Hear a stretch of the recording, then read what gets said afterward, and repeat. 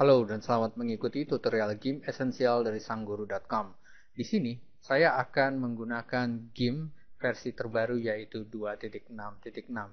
Game esensial ini merupakan revisi dari game esensial yang terdahulu karena kita menggunakan versi yang sudah jauh banyak berubah. Tujuan dari game esensial ini adalah memperkenalkan bagi Anda yang baru pertama kali menggunakan game ataupun Anda yang pernah menggunakan image editor yang lain seperti Photoshop namun kebingungan menggunakan game, maka inilah tutorial untuk Anda. Namun, jika Anda sudah terbiasa menggunakan game dan ingin mengeksplor lebih lanjut tentang kegunaan game tersebut, Anda dapat mengikuti tutorial-tutorial selanjutnya seperti Game in Action. Kita akan memulai saja. Ketika saya pertama kali membuka game, maka kita akan menemukan 3 buah panel.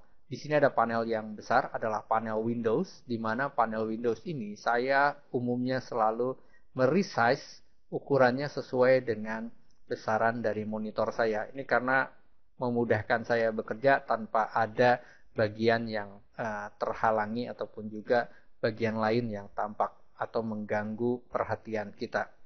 Kemudian, tools yang kedua di sini adalah toolbox, di mana panel ini berfungsi untuk menyimpan semua tools-tools yang akan digunakan. Baik dari urutan atas ini adalah untuk seleksi, seperti ini. Kemudian bagian yang ini adalah untuk informasi. Lalu bagian yang ketiga ini adalah untuk transformasi, artinya merubah bentuk. Lalu berikutnya adalah bagian untuk drawing, kita dapat menggambar. Kemudian deretan ini adalah untuk editing. Kemudian panel ini pada bagian bawahnya adalah merupakan informasi tambahan bagi setiap tools. Artinya kalau saya memilih satu tools ini, maka kita akan melihat ada optional-optional pada masing-masing tools tersebut. Kemudian panel selanjutnya, di sini ada panel yang disebut dengan layer, channel, path, undo, dan sebagainya.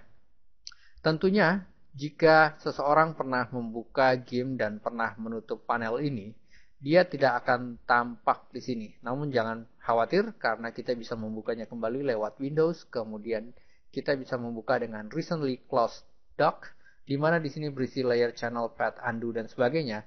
Ataupun kita dapat membuka satu persatu lewat dockable dialognya di sini.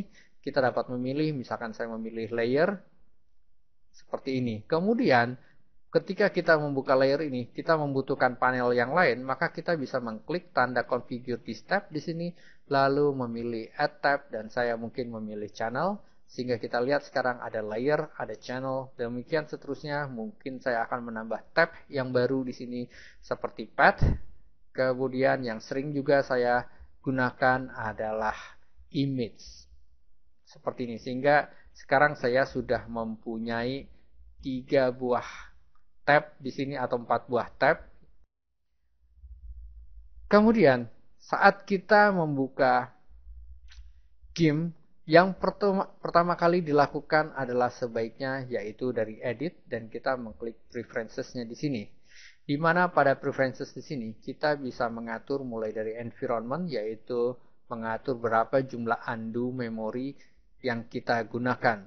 Undo di sini berkaitan erat dengan apa yang kita gunakan untuk kembali ke langkah-langkah sebelumnya.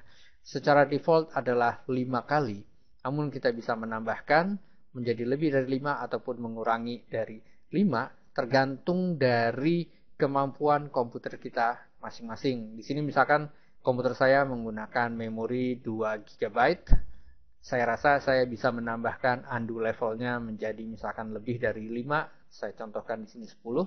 Kemudian di sini ada maksimum undo memory, artinya adalah berapa memori yang kita gunakan maksimum untuk undo tersebut.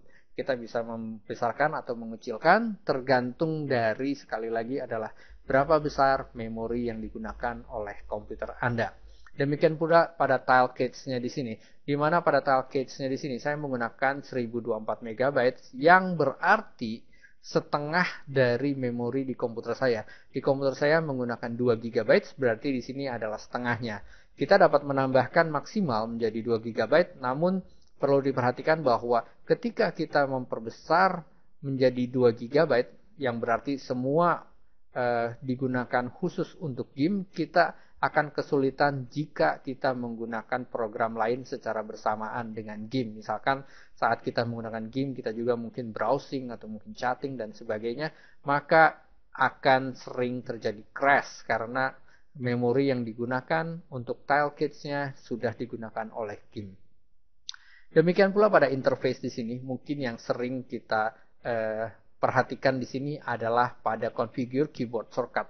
Bagi Anda yang sering menggunakan image editor yang lain seperti Photoshop, Anda dapat merubah shortcut-shortcutnya sesuai dengan kebiasaan Anda. Contohnya misalkan ada fill with background color dan fill with foreground color, di mana misalkan pada Photoshop kita menggunakan Alt kemudian Backspace atau Alt kemudian Delete, maka saya bisa menggantinya dengan mengklik Edit di sini. Kemudian lihat tanda New Accelerator, saya tinggal menuliskan pada keyboard yaitu Alt kemudian Delete, maka kita akan melihat di sini akselerator yang baru adalah Alt Delete. Demikian seterusnya untuk semua tools-tools yang ada di sini, kita dapat merubah shortcut-shortcutnya sesuai dengan kebiasaan kita. Jadi bagi Anda yang pernah menggunakan Photoshop ataupun juga mungkin Photo Paint atau juga mungkin punya Windows Microsoft untuk Paint, kita bisa menggunakan shortcut-shortcutnya sesuai dengan kebiasaan kita. Ini saya kembalikan saja dengan Ctrl titik. Oke, Ctrl, saya ganti dengan Ctrl koma karena titik telah digunakan untuk fill background. Seperti ini, saya klik close.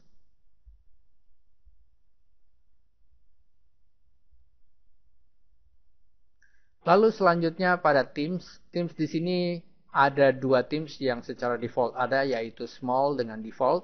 Anda bisa memilih yang default ataupun small. Saya membiarkan pada default. Kemudian pada health system, tool option dan sebagainya, kita akan memperhatikan di sini. Pada tool option misalkan ada snap distance-nya. Di sini mungkin snap distance-nya adalah 8 pixels. Kita bisa menggantinya menjadi 10 pixels mungkin ataupun juga menjadi 100 pixels dan seterusnya. Demikian pula pada paint option share between tools, kita bisa mencek tanda brush, tanda pattern dan sebagainya. Hal yang lain yang juga cukup penting di sini adalah Windows Management, di mana pada Windows Management di sini ada hint for toolbox. Di sini artinya bahwa saya akan membiarkan semua toolbox saya ini selalu berada di atas, termasuk pula pada other dock seperti layar channel ini, selalu berada di atas. Karena begini, saya terbiasa bekerja pada environment seperti Windows, di mana rata-rata program-program pada Windows, toolbox ataupun other docks adalah terembed pada Windows panel, sehingga kita hanya mempunyai satu ruang kecil untuk image kita.